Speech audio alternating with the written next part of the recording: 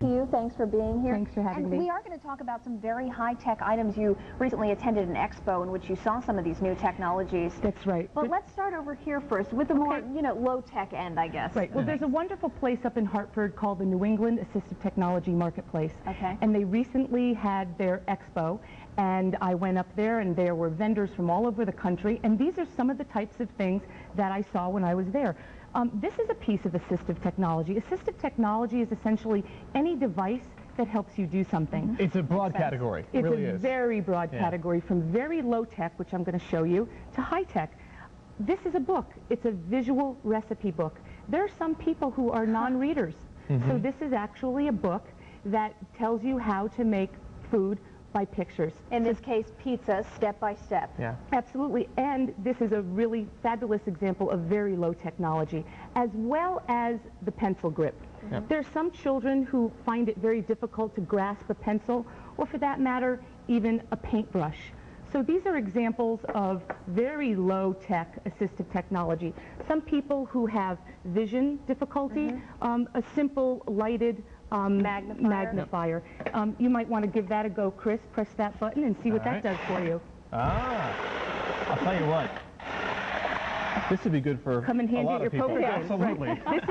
Right. This is a card shuffler, so you may not have the dexterity you need to shuffle cards. That's a card shuffler. You may not have the dexterity or the ability to hold the your hand of cards. So somebody who may be in a wheelchair can put that on the shelf on their wheelchair and play cards. And as we've talked about so many times with you when you've been here, it's so important to allow, in particular children, when you're playing with your children or having them play with their friends, for them to be able to do what they're doing, to adapt to what everyone else is doing. Now let me show you an example of some very high technology, high tech. This is a computerized communication system.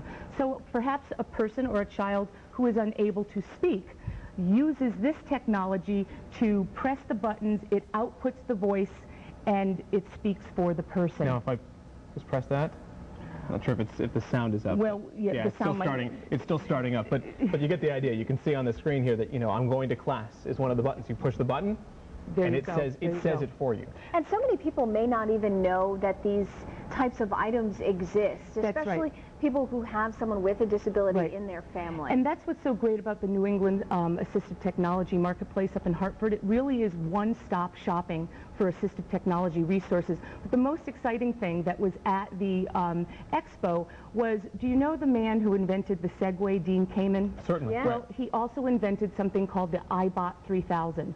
And it's not a wheelchair, it's a mobility system and device, and it actually works on microprocessors and gyroscopes. And we actually have some video of that to show you. When the Segway first came out, they kept calling it it. What is it? And everybody was trying to figure it out. This hasn't been hyped up as much, or? Well, it's new, and it's really an example of fabulous technology. You can see here that the ibot actually goes upstairs. That's unbelievable. And while it may not be appropriate for every person who is in a wheelchair, because you can see you have to have upper arm ability to perhaps guide yourself upstairs, it has this fabulous feature where you can actually go upstairs. You can see here that it is going up over curbs. This is its four-wheel function, over rocks, through mud puddles, through water, on the beach.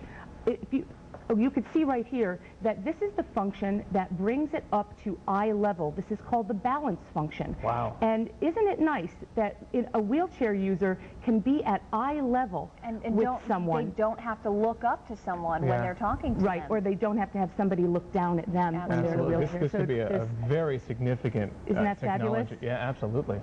Wow. So I thought that was a great thing to show everybody. That's amazing. Well, Julie Swanson from Your Special Children, as always, we appreciate you coming in and showing us this technology. And as always, we'll put this information on our website in case you wanted to learn more about anything you saw here this morning. Just log on to our website at WTNH.com, click on the Good Morning Connecticut Weekend Edition logo.